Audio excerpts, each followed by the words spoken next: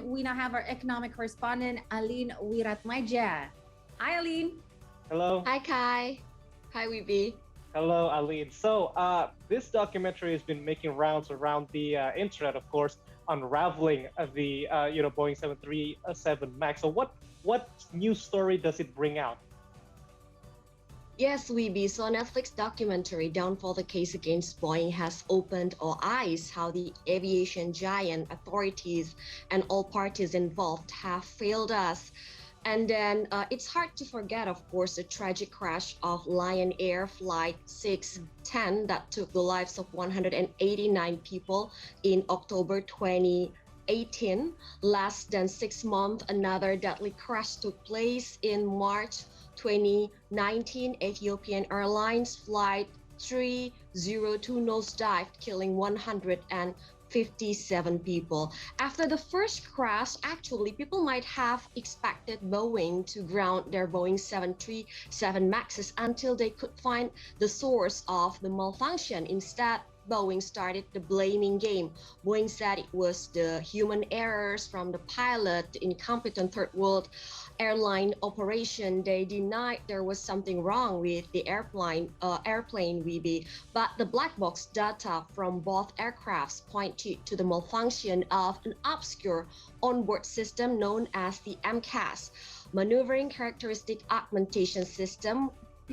And it was also learned that Boeing actively concealed its addition of the MCAS system to the 737 MAX in order to avoid lengthy FAA approval fight or the Federal Aviation Authority and the costly retraining of pilots. Boeing also convinced the Federal Aviation Authority, the FAA, to keep its domestic Boeing 737 MAX's fleet flying, even when other countries actually instructed grounding and safety checks of the airplanes. With the twin air disasters, the federal investigation was convened and hearings were held as well. Congressional investigators have concluded that sweeping failures by Boeing engineers, deception by the company, and significant errors in government oversight led to the two fatal crashes of the 737 Maxes. If we sum up the result, it comes down to these 5 factors. First, pressures to update the 737's design swiftly and inexpensively, highlighted inexpensively. Second, faulty assumptions about the design and performance of the pilots. Culture of concealment by Boeing.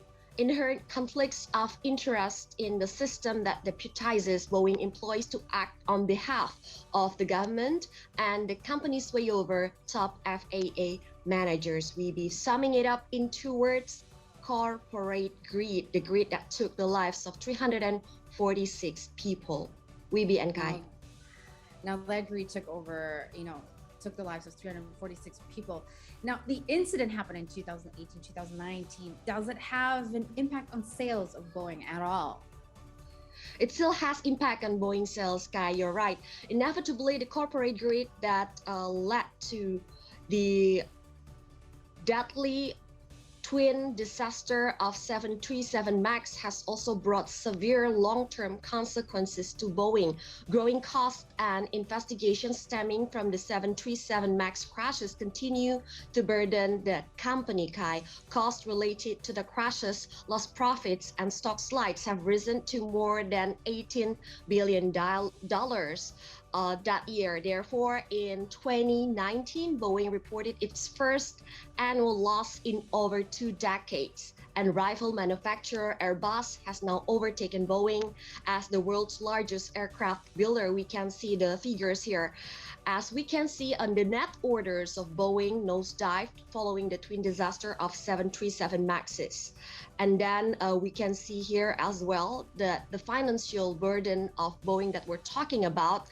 This was before the pandemic. More pressure has been added to the company after the spread of the coronavirus hit the aviation industry industry very hard, Kai. So demand for Boeing's commercial airplanes has been devastated in recent years by the pandemic's impact on the airline industry. Issues with some of the company's key aircraft, including the grounding of the 737 MAXs, have also affected demand. Subsequent electrical issues with the aircraft also affected demand following its approval for return to service in late 2020. The 737 MAX has returned to service in the United States.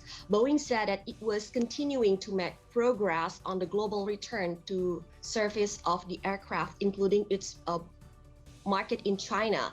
Other than that, Boeing is facing issues with 787, which deliveries have been halted due to the production flows. Boeing now faces mounting expenses in its 787 Dreamliner program, $5.5 billion, Kai, in cost was tied to manufacturing flows that have prevented Boeing from handing over those jets to customers for most of the last 15 months. Kai. Well, that certainly is a lot of storm that Boeing is going through. But right now, as you said, the 737 MAX is back to fly, including here in Indonesia. The Indonesian Director General of Commercial Aviation has also allowed the MAX to fly, Malaysia and Singapore as well. Although we haven't seen that plane much here in Indonesia. But how does Boeing's financial report make now that the plane is allowed back to fly? Okay, let's talk about that.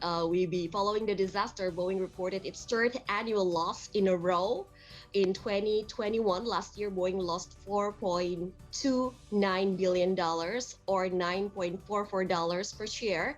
Pandemic and production issues, Dreamliner and 737 MAX continued to hurt its bottom line despite booking an increase in revenue to $62.3 billion in 2021. It's a long way, Weeby, for Boeing to recover from the pandemic and its production issues. As for the pandemic, Boeing expects passenger traffic to return to 2019 levels in 2023 or 2024. It's a still long journey to recovery for Boeing. I think we can find other opportunity in other stock, Weeby. That's right. Okay, got a very good tip for you. And thank you for your time. Always a pleasure hearing the explanation from you. Stay healthy and stay safe. Yes, thank you, Weeby and Kai.